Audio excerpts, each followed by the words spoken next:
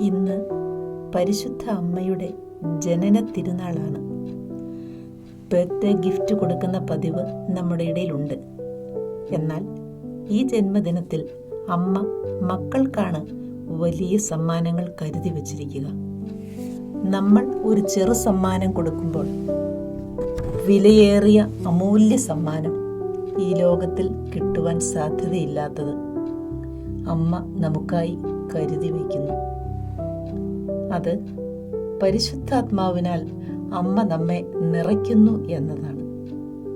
ഇന്നേ ദിവസം ആത്മാവിലുള്ള ഈ പുതുജന്മം സമ്മാനമായി ലഭിക്കുവാൻ നമുക്ക് ഒത്തിരി ആഗ്രഹിക്കാം.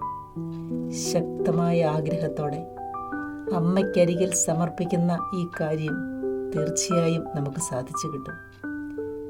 ആ പരിശുദ്ധ കരങ്ങളിലേക്ക് മുഖം ചേർത്ത് നമുക്ക് പറയാം, പരിശുദ്ധ അമ്മേ, ഞാൻ പൂർണ്ണമായും അമ്മയുടേതാകുന്നു. പരിശുദ്ധാത്മാവിനാൽ എന്നെ നിറയ്ക്കണമേ. ആമേൻ.